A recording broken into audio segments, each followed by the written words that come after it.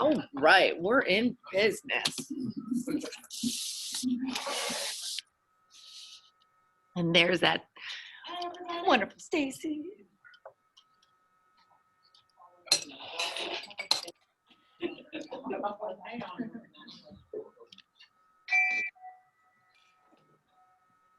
Welcome, everybody. I have a prayer that I found online for Rotary. If you all bow your head. Thank you, Father, for the gift of Rotary and each other. Bless this food as we nourish our bodies and our minds. May we be ever mindful of those in need. Help us to provide food to the hungry, to heal the wounds of hatred with our love, comfort those in sorrow, bring peace to those living in areas of unrest. Through our service to all, we thank you for all of our gifts. Amen. Allegiance to the flag of the United States of America and to the republic for which it stands, one nation under God, indivisible, with liberty and justice for all. We'll all join in saying before we test, it's over here this week. First, second is fair to all concerned. Third, will it build goodwill and better friendship. Fourth, will it be beneficial to all concerned. Okay, thank you, Mike, for covering last week. Oh, you're welcome. My pleasure. Everything come back fine with me and my husband. We did have to have the COVID test, but we were blessed with just a really nasty head cold, which we will take over the other. Actually kind of gave me a briefing of what they went over last week. It was just a brainstorming session. I'm not sure who was here and who wasn't. We're trying to figure out ways to maybe boost our attendance and getting new members. Actually did speak with Perkins about things we weren't sure. One of the options was to have 2 options for your dues, either with meals included or without. Perkins said that they are happy to have us regardless of what we basically decide. Was there anything else actually? The dues, if we do the 2 options, the dues will go up some. Again, I'm not sure how much. I just know there was an increase. I'm not sure. Did we set a date for like a finalization of? We did not. It was a pretty limited group last week. Obviously, we would want to have more people here, and yeah. So at this time, it's open. That would be great.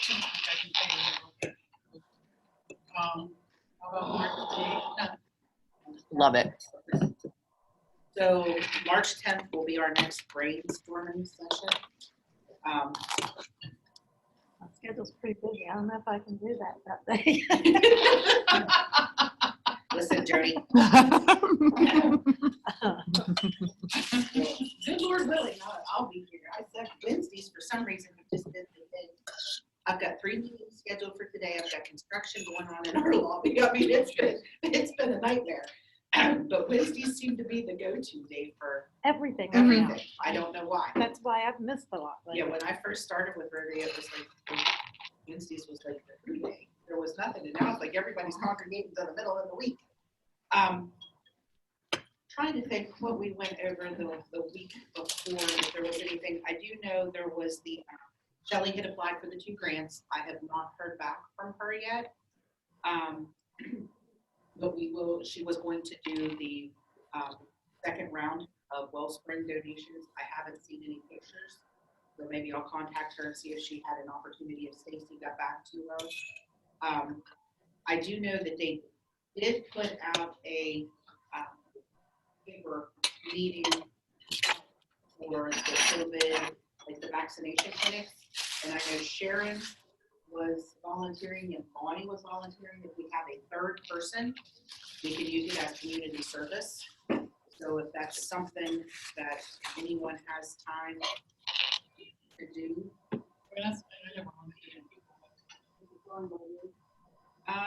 think I usually Fridays and Saturdays. I will find that and maybe I'll post it on the deck. Okay. Email it.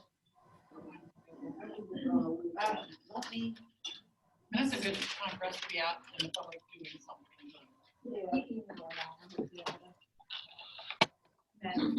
yes, I believe that the clinic that was scheduled for tomorrow has been changed and will be now held Saturday. Saturday. I thought I saw that briefly on the news. I think I saw that. I think I did too, Used to yeah. be back at the fairgrounds, but now it's Saturday instead of tomorrow. Okay. And I had the paper that they sent with dates on it, and I have no idea. Yeah. Heck, it might be in my chamber paperwork at this point after this morning. I'll look for that again and see. Katrina has been in contact with YWCA. I did see the advertisement for our little blurb in the chamber chatter newsletter. Stacy Dye, I've left 2 messages for her to get back to me about the mobile food pantries that are supposed to start in March. That run through March and June. I have not been able to get in contact with her. She's not returned any of the calls. So I'm not sure what's going on there. I'm sure she's busy with everything. I may try to reach out to them again and maybe even shoot her. I don't have a direct email for her. I have the FRN's email, but I'll run over there. So there you go. Knock on the door. Ron, it's in your. And I actually did reach out to Holiday Inn. There was one question. The Lions, I guess we're gonna need to be a little more proactive when a new business comes into town. The Lions had already approached the lady there. She had joined and she wanted to know if there was a problem with joining both clubs. I talked to Sharon. There used to be the stipulation that you could not be in both. However, now that has changed. So as long as they're a warm, living body and they're willing to help us, we will take them. So that's basically all, unless you guys have anything that you know of. Virtual world's been kind of slow even in the Rotary world this week. Not been a lot posted. Keep sharing stuff on Facebook from the district page. That's the only one I know right now to get us out there. Opportunities. Like I said, the food trucks are supposed to start in March. So hopefully within the next couple of weeks, I can make some kind of contact with Stacy and see if we can get some dates and if they're going to need help with stuff like that. Anybody else know of anything? I know this is a good one out there. So I'm just staring at it. Okay. It looks good. It is. I can say one thing, it's really hot in here. Is anybody else hot? Actually feels good to me. Yeah, I'm cold, actually. My hands are Yeah, still you're sitting there with a coat on and I'm thinking, Maybe okay. cold outside, but it's hot in here. See, I don't even have a coat. I just walked across the road, carried my eggs over, walked across the road. Okay, if nobody else has anything, our guest speaker today is Mr. Ron Scott from the YWCA. Sharon, would you like to introduce our speaker? I would be happy to introduce our speaker. And I had his card laying right there so I could pick it up and put it in my purse. So I would introduce him properly. And it's still laying It's right still there. laying right there. So you're the community, oh good, give it to me so I can introduce you properly. Okay, Ron is, now I can't see it, Cultural and Diversity and Community Director for the YWCA. He was here several years ago and everybody loved him. And I mentioned to him then that we would love to have him join, and I've mentioned to him already again today that we would love to have him join. But that was the first time I had ever seen Ron was when he was here at that meeting. But then now I see him like around town in Wheeling, and he and my son Matt are friends, and he's got really good taste in food. I see lunch at the Vagabond. So I went in, I was thinking about Ron one day, and I thought, well, you know what, we should check with Ron, have him come back. And I walked into the restaurant for lunch, and I looked at this guy in the back, and all I saw was his back. I was like, might be Ron. Kind of looks like Ron. But I waited until he got up, because I didn't want to walk up to this guy, you know, come around his shoulder, and it was somebody else. And So I waited till I got up to make sure it was him and asked him if he would come speak to us, and he immediately said yes. So I am really happy that he's here. I guarantee that whatever he talks about, it's good. I didn't know what he's going to talk about, because I knew whatever it would be good. So please welcome Ron. No, go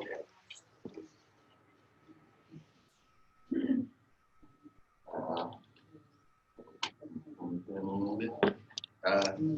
Thank you, guys. I appreciate you giving me the opportunity to come over here and talk with you. I absolutely loved it the first time, so I was pleased when you asked me to come back. I'm just ready. But it being February and Black History Month and stuff, I always feel like it's my duty to make sure I do a Black History Month spiel before I talk about anything. So I just wanted to talk about the two things that every time I speak, I love to bring up, because I was never a big student of Black history. I was like most folks. When February came, I was like, hey, we're going to learn about this stuff. But when I found out about local Black history, it started blowing my mind. So what the two things that I always talk about is one, I don't know how many of you are into opera or any of that sort of stuff, but there was a renowned opera singer named Marian Anderson that she was first Black woman to perform at the Metropolitan Opera. Like, she was a big deal. And I guess in the opera circuits. And I was amazed to find out that in a benefit for the YWCA of Wheeling, back in the early 1920s, she performed at Madison School on Wheeling Island as a part of benefit. And I was always amazed that that's never been something that gets brought up ever, that Marian Anderson performed at Madison School, or to benefit Madison School. Somebody, there'd be a wing of Madison that would be like, oh, this is the Marian Anderson Auditorium or something like that, just to kind of commemorate that she was there. And so I always thought that was amazing that it never got kind of taught. And the other thing that I thought was really interesting is I found out that the world famous tennis player Arthur Ashe, that he was denied access to all these tennis courts on the East Coast when he was having one of his tours, and the only place that let him play was Ogilvy Park.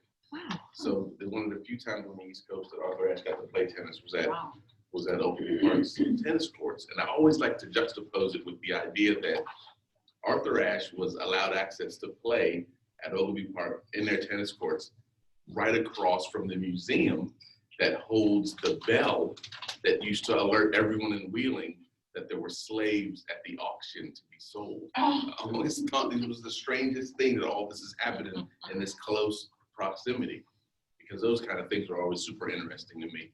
Like, I'm a fan of things like, knowing the history, good, bad, and ugly. I don't mind that, because that's what history is. But I've never been one to necessarily celebrate some pieces. Like, I still struggle with things like death anniversaries. Like, when someone that you care about passes, you might want to remember them, but celebrating is a different thing for me. So when they always talk about how the centers, the Market Plaza downtown Wheeling was also the auction block for slavery, I'm like, we can remind people of that. I don't know about a whole celebration about hey, this used to be the slave auction. Doesn't really feel like a celebratory kind of thing. So those are the stuff I just always like to bring up, especially in February, just to keep people abreast of Black history stuff. But the thing, I think, as Cultural Diversity and Community Outreach Director for the YWCA, I really enjoy going out and talking to folks about our community and how it can be better and how different and diverse it actually is. Now, I just got it this morning, so it'll probably hit the papers and all that stuff very soon. There was a national study done about how diverse areas are.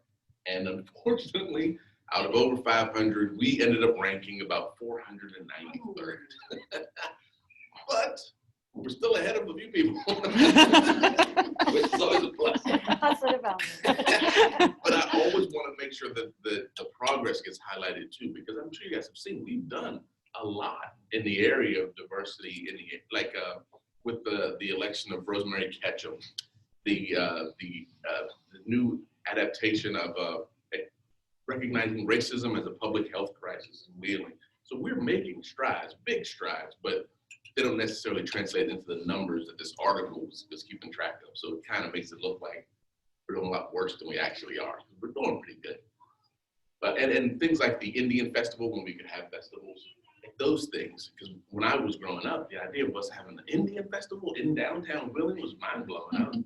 If you'd have told me we were having an Indian festival, I would have thought Wild West, cowboys and Indian kind of thing. I would have thought, but no, it celebrated the whole East Asian Indian culture. Like they had you should have seen some of the float thing. They were pulling people down, and it was all gold and extravagant, peacocks and food that was so hot that I didn't even try it. But the idea of that level of diversity in the area was so novel to me that I had to remember that we are making strides. We're making advances. We're bigger than the Italian festival and the Lebanese festival, which it took me to become an adult to even realize those were cultural in nature, because I was just going to be there. It didn't really matter if I was Italian or not. I was going to be at the festival. I was going to be at the Lebanese festival. It didn't really matter what culture or ethnicity I was at the time. But that always brings me to little stuff that I wanted to touch on real quick, because I know we don't have tons of time. But the idea of the misconceptions that represent racism and what it is today. Because folks will throw out racism and racist very easily. And those are layered things. Those are huge. Racism stops entire groups of people from progressing and moving forward. It keeps them in almost a submissive second-class citizen sort of status. That's a whole large thing. It is so much more than I don't like you and I don't want to sit with you. Those are things that need to be addressed, and those are real issues. But to label them as racism kind of waters down what racism actually is. Now, you can throw things under prejudice, stereotypes, discrimination, all of these small pieces of all of that. But the idea that like I always tell folks, in the 6th grade, there was a girl named Kim in my class that was the single most beautiful girl in all of Ritchie Elementary School. And I remember, I was like, maybe one day I'll get Kim to talk to me. And my buddies were like, you should do it, man. You should go with her, because that's what we called it. She's like, I'm going to go with her. We're going together. So I got my nerve up, and I remember it was music class. I went up to Kim, and I was like, hey, I wondered if you wanted to go with me. And she looked at me, and she said, salt and pepper don't mix. And I remember being like, I wonder why she's talking about like salt and pepper. I wanted to talk about, maybe the two of us going together. So I just remember being like, oh, that's really interesting that salt and pepper doesn't mix. But me and you, I was wondering if you wanted to go with me, like we could go together. And she just kept with her message, well, salt and pepper don't mix. And I just remember she just walked away. And I went and I told my parents about that, and they were like, what? Because they knew exactly what she meant when she told me that. But the idea of me then saying, Kim and her family are racists and are contributing to racism overall is a bit of a stretch. Now, the definition that I like to work with when it comes to racism is if you can prevent someone or a group of people from doing something. It's like prejudice with power, right? So I don't feel like she was doing that. Now, was she being prejudiced and stereotypical in a sense and discriminatory in a way? She definitely was. But the idea of lumping racist and racism on that particular issue might have been a bit overkill for that. And then I started to think about it even more, because the social ills of racism and prejudice and those sort of things, they kind of sprout from ignorance that some people do without even knowing, And there was this poem that I always loved it. And there's a part of a training that I used to do about misconceptions. And I memorized it, but I feel like the one time I tried to do it from memory, I would forget it, so I brought it. But it says, what we live with, we learn. What we learn, we practice. And what we practice, we become. And more often than not, what we become has very little to do with what we were actually meant to be. I love this poem because it lets you know that you may have grown up in a time, in a family, or in a place that didn't really cultivate those sort of things. The idea of mixing race as far as the romantic relationships, or even sometimes just friendships, it wasn't something that people promoted. They didn't talk about it. It just wasn't done. And that's not to say those folks are bad people because of it. They just kind of towed the line. It was the status quo. That's how things were. And it's an awfully brave human being to decide, I'm gonna go against the grain of everything I've ever been taught. That's a bravery that's a lot to put on just the average Joe. So that's why I've never been as critical of folks who have kind of pulled the company line when it comes to those things. This is historically what has never been around me, but this is what I've always done. Like, there's a family that I'm probably the closest to. I call them my second family, the Galloways. They live in Bethlehem. And my best friend, Ned Galloway, he my best friend to this day. And his mother and father, they were just great to me. And I often called them my second mom. They called me their other son, all that sort of stuff. I know that they genuinely loved me, and I genuinely loved them. But there were times when we were very comfortable that you would hear things I've done. I remember they said, well, I think Ned knows better than to bring a black girl home. Those kind of things. But that stuff that's just said. Now, I could have looked at that and been like, I'm never coming here again. Can't believe you would say that. But this is the life that they were kind of born into. And I don't know if I'm necessarily the one that needs to hold them accountable for that. I can show them a different story because they have to realize I've been in their home. I've spent the night, I've ate at their table, so they can begin to work on changing their differences through me. And I love the idea that I can be a catalyst for that, right? And the biggest story of that was my uncle and I were looking for a washer and dryer. And we hit the green tab, and I'm sure everybody knows about the green tab. And this guy had a washer and dryer for sale. It was really cheap to us, like $100. We got both of them. Like, we got to go. So he had a truck. Me and my Uncle Tommy, we got in a truck, and we started driving. It was out past where Wheeling Airport was. So it was like a road that didn't even seem like a road. So we go there, and we drive up even a worse road to, I see this little house, and there's a guy, and he's got dress pants with suspenders and like a little tiny t-shirt, and he's chopping wood. And he's gotta be late 80s. Like, I'm surprised he was even out there chopping wood. And we pull up, and we're like, I think this is the address. We're looking for a washer and dryer. And he looks over at us and like, oh, okay. Yeah, this is the place. Come on, pull on up.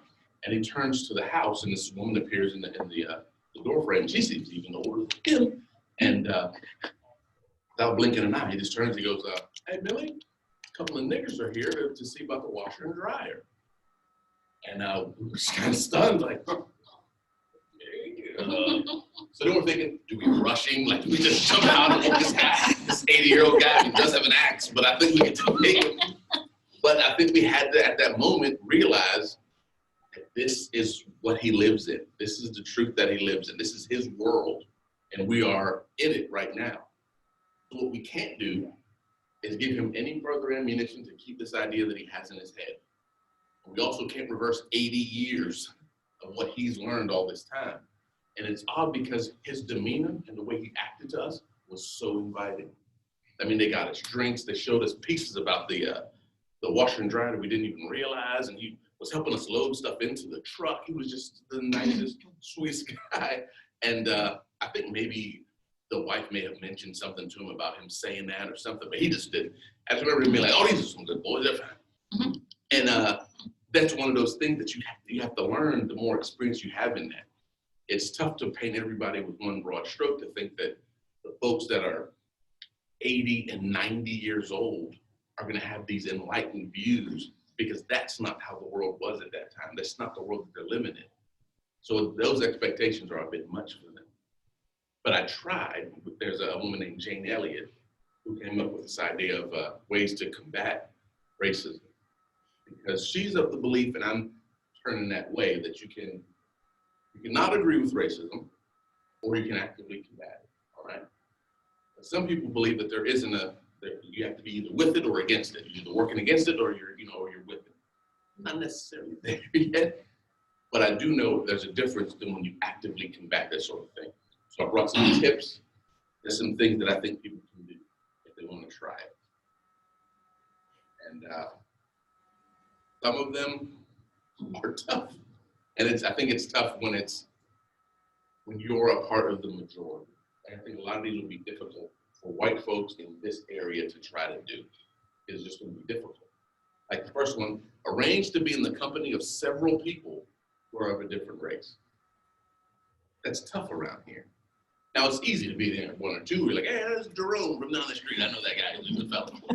But for you to be in a position where you might be the minority, it's very tough. There was an exercise I used to do with John Marshall and Cameron High School when they would bring me these groups to talk to, where I would say that you woke up one day and your schools were divided into quarters. So there was quarter Black, there was quarter Asian, there was quarter Mexican, there was quarter LGBT. What do you do? And a lot of them were thinking on their feet, like, well, I have to understand and learn people. But every now and again, I'd run into a kid who would be like, I would kill myself. I was like, jeez, not that bad. I'm not gonna eat you. I didn't say it was poor cannibals or anything crazy like that. But some of it would be mind blowing, and they just couldn't wrap their head around it. And on the flip side, we're completely used to it. It would be like teaching a fish about water for us. The idea of acclimating to a culture. Like I tell people, the first person that ever touched me was white, the nurses and the doctors. And at one time, I've had a boss or someone influential in my future that wasn't white, other than my parents. And that is a subtle psychological nuance. When you think that everyone that is a boss or some sort of supervisor to you is white, you begin to think that maybe that's how it's supposed to be. And you often think of the person in charge as a white person, because it's just how you've been conditioned to do. So that's the kind of stuff you got to work at. So, but arranging to be in the company of people of a different race, I think is important, just to gauge how it might make you feel. Some people wouldn't be anything like, everybody just like us. But there's absolutely nothing wrong with when you're in the position, you feel uncomfortable. Because it's not a normal situation for you. You haven't been in that a lot. You don't have a lot of experience in it. So realizing I feel uncomfortable in this, but I can work on it, it's progress. But just deny it like I do, nothing would change. It would be nothing. I think it's just being a little bit distant with yourself. Now, the second one, not as difficult to do, but it might be difficult for folks around you to take, which is buy greeting cards, dolls, toys, or magazines that feature people of a different race. That one is tough. Because when I did this with the kids, I was always like, all right, this is what we're gonna do. Next Mother's Day, you're buying your mother a card with the black lady on the front. Just see what happens. Give it to her, just see if anything happens. She might not even say anything. She might be like, thank you, dear. Or she might just be like, did you rather write card? Or she might be like, it's some kind of a joke. Who knows? But it would be a conversation that you would have after that. And I think you would gain some knowledge by doing so. Now, I got into an issue with that because of the dolls. I have a daughter that's 19 now. But I used to, I was very militant in my younger days. I was like, we're not gonna have any standard of beauty that's not coming from a black sense of mind. And we were at the store, and I was like, getting a black baby doll. No, I want a white baby doll. Like, you will not get a white baby doll. So I'm always thinking of that when I'm like, they've been putting me on the news and stuff lately, so I always wonder if there's people that were like, that's the guy that hates white babies. He's working on the because then we were getting into it, and Toys R Us was happy about it. And I caved, like, all right, get the white babies. But I wasn't happy about it. Now I understand. We're taking a completely different approach.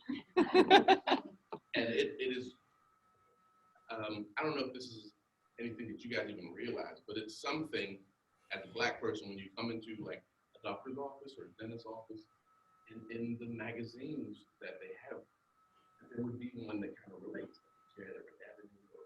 Post magazine. It's really something when you see that. So imagine what it would be like if you went to someone's home and it was there. Little thing that seems so mind-blowing to me. But then I took that one step further. If there were no black people and you still had that magazine, like if your friends just came over and they were like, is that Ebony magazine? Did somebody leave this here? No, got a subscription. Let's check it out. I would love to see if that even prompts a conversation where people just keep it moving. Like, oh, Ebony magazine. I would love to know, like, if I could be a fly on the wall, it was like, oh, wow, oh, the white folks that they had Ebony magazine. So those are things too, like buying toys, cards, those sort of things. All stuff that kind of reverse this machine. Reevaluate my terms, phrases, and behaviors that may be perceived by others to be degrading or hurtful. This is something that I learned myself, and I've been trying to give folks an idea on it. I'm not one of these folks that are super sensitive when it comes to language and the things that you say. I'm not like trying to cancel everyone for saying anything and everything. Because I know some people just, they talk a certain way, and I'm just not super sensitive when it comes to that. But I learned that I never had a lot of experience with Asian people, right? Because I'm Wheeling, I just don't have any, except for the people that ran that one restaurant. And then I met a guy in 8th grade named Joel McDaniel, who's Filipino. We became friends, and I got to learn stuff, and he corrected me on so many things. Because I grew up thinking that all Asian people knew martial arts, and that they were like all about honor. Like I remember being in his house and thinking if I knocked something over, they were like, "You have dishonored this house. You must leave." That's not. Everything was just normal, just regular stuff was happening there. But I remember referring to everything as Oriental. Like I was like, there were Oriental people, Oriental rug, I was going to have Oriental food, Oriental this. And they let me know it was offensive to them that Oriental describes things, but not people. I got it. Okay, so but that brings me up to today where I think a lot of folks, especially white people in general, get in this, not trouble, but uncomfortable situations with the ghetto. Anything that's messed up, busted, not really working all the way, you're like, oh, you brought this old ghetto pen, then no ink ain't even working, that kind of stuff. But then sometimes people will come to work late or wearing something weird and like, you coming here all ghetto. That's where folks start to get weird. So I use it the same way as Oriental. Can't go wrong if you can describe things as ghetto. But once you start to describe people as ghetto, then you open the door for people to kind of slide. So what did you mean by that? Or what you trying to say is, and then folks can kind of try to put words in your mouth and make you have an agenda that you never really had. And of course, the last one was openly confront a racist joke, action, or a comment on people. Because it's one thing that, you know, someone tells a joke or makes a comment and you don't react and it's kind of lets it fly. They're just like, oh, well, I didn't think that was funny. But if you confront them about it, then it forces them to kind of find what corner they can actually say this stuff in. And it's really something when you're just, when the stance is just, don't say that around me. Like, I'm not saying don't say it. I'm just saying don't say it around me. I don't want to hear that. So, you know, maybe you can go there, say it to whoever you want to, just not around me. I think it speaks volumes. Because if I was in the room unknowingly and the joke was told or something was said and the people didn't laugh, I would still think this is a room that it's okay to say that in. But if someone got confronted in, I'd be like, oh, wow, well, at least I know this is one of those rooms that feels safe at the time. Again, these tips aren't something that I'm, you know, I'm gonna be calling people at Walmart, hey, didn't get the black baby. Notice that the greeting card and nobody Asian on it. I'm not gonna do that. But it's just small things that you can think of that I think could improve, I guess, your community and your outlook about your community. They're all great things. But again, I don't want to be the guy that's like kind of super PC everything. I just want our experiences to be broader so that folks feel like they're more welcome and more invited when they're around groups like this, okay? So I don't, again, it's not a big paradigm shift in everything. Small, subtle changes, I think, can lead to big ones and will affect people in ways that you wouldn't even realize. I brought some sheets from a woman named Jane Elliott, who I got to see speak one time, and I wish I could have heard her speak more. She's the woman that was responsible for the blue-eyed, brown-eyed experiment. She went into a school one day, and well, she did it with offices and agencies too. One day, everyone was outside on the way in. If you had blue eyes, you got this collar that you got to wear around your neck, this little necklace thing. And for that day, she treated people with blue eyes terribly. They had to wait before they could eat. They had horrible seating, like all this stuff. And people with brown eyes, she was just like, oh, the world is yours. And at the end of the day, they all got into a room and got to talk about it. And it was amazing the way that people were reacting to some of this stuff. And then she flipped it and said, well, this is what minorities feel like when they just weren't ready for that. So people get upset and leave and cuss her out. But she kept doing it. And she's always been like a hero of mine for that. And she came up with a list of other ways that you could combat it. And I printed out a couple, and you guys feel free to have these. And again, not written in stone because it just says, I have done it, I plan to do it, or I'm not going to do it. Because you've got options when it comes to this stuff. You don't have to make the world a better place, but you can. I want to. I don't want you to feel obligated. And those are here if anybody wants to check any of those out. And again, I appreciate you guys giving me the time to come down and talk to you. And if there's ever any time, again, I'd be more than happy to do it. Come every week. Oh yeah, that's once a week. Holy crap! We'll have another speaker lined up. Like, no, sir. After me. Question. Oh. But actually, first I wanted to share a story because of what you said. Back, it was when we were first married, so it was probably the early 70s. My husband and I went down to Virginia to go to Buckrow Beach. We grew up with one black family in our school. That's all we knew. So we're on the way to Buckrow Beach and we're almost there and we stopped to eat at a place called Piccadilly Circus. We walk into the restaurant, there's like 40 people there and every one of them's black. It's like, you know, we're like 21 years old and we look around and it's like, what do we do? Do we just turn around and run? You know, they're gonna notice this. So we walked in, we sat down and you know, we're still like, are we gonna stay? What are we gonna do? Big bosomy black woman comes over, just jolly as could be with the menu, tells us what's good. We ordered. Everyone in there was so nice. The food was delicious. When we left, everyone went on their way to say goodbye, have a good day. And I think, so many ways that could have gone. Yeah. But we left there with the feeling like, oh, okay. And this was. Right. But my question was, how do you feel about, like, they have talk of changing Aunt Jemima? If that's disrespectful when Uncle Ben's racing that. No. I don't have the most popular opinion when it comes to this stuff. There's a term that they use called virtue signaling, and I think that is classic. That like the one that got me the most was when they said they're going to cancel Dukes of Hazzard and take the General Lee and get the flag off the top of the car. Now I loved the Dukes of Hazzard growing up, so when they said that, I was crushed. But in the grand scheme of things, there's been no minority group that's ever been like, you know what's holding us back? Uncle Ben. And if it wasn't for the Dukes of Hazzard, the prison pipeline wouldn't even exist. Our people would rise up. So when they target things like Aunt Jemima and the Dukes of Hazzard and Uncle Ben's, and I understand it, and I understand them having conversations about correcting that, but it doesn't make it seem like they've been really listening. Because let Aunt Jemima exist, but there's bigger things like the prison industrial complex and police reform and the prison pipelines. That there are real issues that affect minority people in the country. I wish they would focus on that instead of. I guess what I'm saying is this is Black History Month, but it seems like recently Black people are trying to wipe out the Black history like it didn't even happen. Well, And yeah, that doesn't make sense. there are things that we have to remember, like Confederate monuments. There are some that were established in like right after the war, where there were people who these monuments, like they served some point in history, but there were some that were made in like 1998.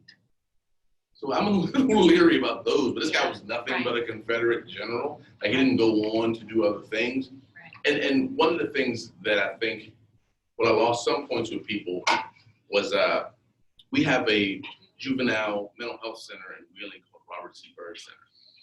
And there were folks in the midst of all the stuff in 2020 with the social unrest, but we got to take that name off because of his involvement in the Klan and his very vocal objection to civil rights stuff. I get that. But I also got how afterwards, until his death, he fought to reverse a lot of that. So the legacy left, he spent more time correcting the wrongs than he did being a Klan member and spewing the kind of stuff that he was spewing. So I have to kind of put it on a person to be who they were at that moment. I know if I was only judged for 1 5-year period of my life, depending on the 5 years you picked, you're gonna get a completely different guy. So I gotta give people the the benefit of the doubt to change. So we have to make sure that if we say people can change, we got to give them the chance to. So I wouldn't, when they asked me how I felt about taking the Robert C. Byrd stuff off, I wouldn't take it off. I mean, I know who he is, but I would never leave that out of his legacy. I would never say that it didn't happen.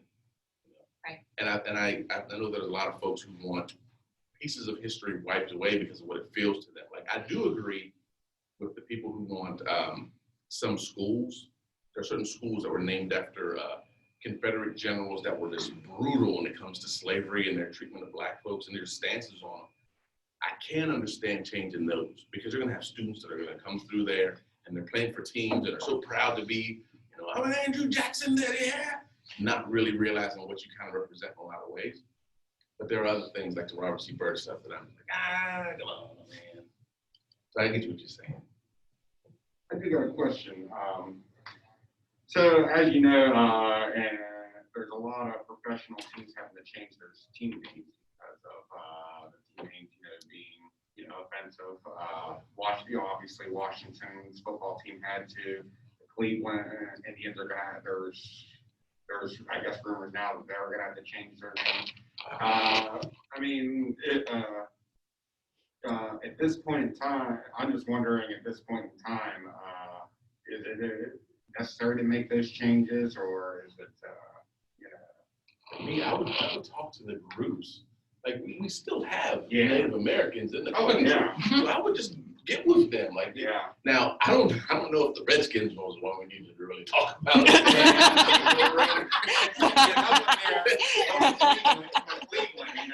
I didn't even know that the Chiefs. Some people consider the Chiefs as Yeah. And you did hear, I didn't know. if you remember a couple weeks ago, the Super Bowl, they didn't want people coming in, what do they call those, contests, Yeah. which, Yeah, I'm consulting the folks Yeah. that I think it might offend the most. And if there's a group that represents them the most or areas we can go to talk with them clearly, I would do so. And I would, if I, there really are a lot of teams out there. and if you go to colleges, oh my God, yeah, all over the place. We have is there a local Redskin somewhere around here? In Ohio. Yeah, I know it's in the I valley. forget who, Illinois. but yeah, there is one in And Ohio. that guy already, their superintendent already made the stand. We're not changing nothing. Right, but they asked you yet. I can tell there's a huge Native American population there. Oh, we're not, okay. But if I was one of these billionaire owners, I would just do something to kind of make some sort of amends. I don't want to, it's tough to stand on the platform of, now we know we're not racist, and that's not what we were planning on doing when we said this. But it's another thing to say, all right, we understand it. This is the purpose for people. So this multi-billion-dollar industry we're in, we're going to make sure we donate some money to try to correct some of these social ills. We just do something like that. And then I'm sure Chiefs wouldn't hit as hard if there was some kind of outreach done to Native Americans.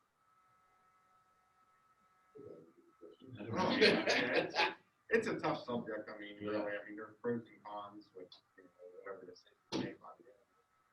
When you do a lot of merchandise now. Yeah, I know. Yeah, buddy, he's a huge Redskins fan. Yeah, I do too. He's basically like, you don't even want to watch football. Yeah, and that's amazing. There's some folks that take that stance. Like, oh, cool.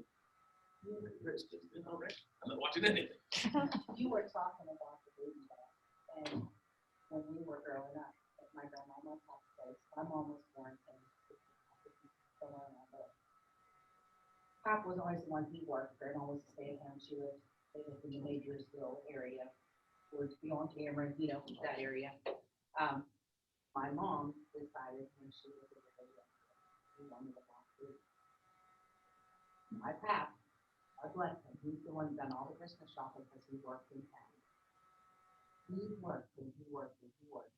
And he said, I can remember him telling us because as born grandmas, we still got the baby doll. She's got the doll and little strapless dress on. I mean, she's still, we have played with her. Mom, my nieces and nephews have played with this baby. But Pat said the looks that he got when he would go in these stores and ask if they had a baby doll, like that. And he found one. My mom got it. She was a very happy little girl that year for Christmas, and like I said, for 3 generations now, we still got the baby. I'm amazed that the story ended with him getting the baby. He got doll. it, I thought it was gonna be, and he gave her He a talking worked to. No, he worked until he got her that baby doll. He found one and got it for her. And like I said, we still got her. She's. Yeah. To me, that's one of those things that screams progress, even though it's so Yeah. small. But the idea that somebody would have done that at that Yeah, time, because and- he got looks, obviously. And he didn't even really know how a mom would want one. Oh, that's a because better question. Yeah. They lived in Majorsville, which, like I said, I don't know if any of you all are familiar with that. That's very, it's booties, you know. And the closest town was Moundsville or Cameron would have been our closest. And there's still not a lot of mixed races in Cameron. How old was she? She was, I think, 6 or 7, maybe. She wasn't very old. Well, because what I'm thinking is, I was 10 when the civil rights movement started. Yeah, I don't know. It could be something, I wonder if something about that. I don't know. That's the first time I ever Yeah. saw. He like said black people on why, TV. how she come up with that. But Yeah. He Well, even worked TV until shows, I don't think that were. until he found one, and then Just an image. my sister and I, when the cabbage patch dolls. So, yeah, that was something in our family that was not unusual. My mom started a lot of things. Trailblazer. Let's just leave it at that. She got in fights in school because the principal wouldn't let her in the FFA. He wanted her to sew buttons. She wanted to have animals. So mom was kind of a trendsetter. You need people like that, for sure.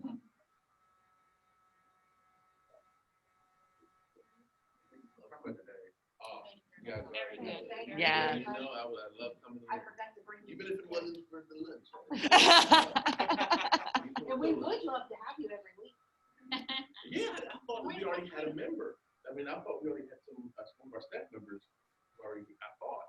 But Heather laughed. I thought Heather was. We'll take you both. Right. Yeah, open arms. Yeah, once I get back, I'll make sure. I'll talk to my boss. I'll send you. Remember, yeah. Yes, we would love to have you. Thank you very much. Oh, I'm gonna leave these two. Okay. Oh, I will.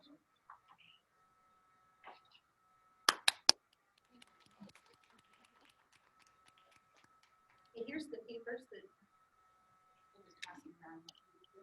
Does anybody have anything else for the good of the club? Okay, I guess if not, guys, we're adjourned. Have a nice day. Thank you all so much for joining us. Ashley, I have a question for you. Yes. My daughter and her husband are coming to stay at the treehouse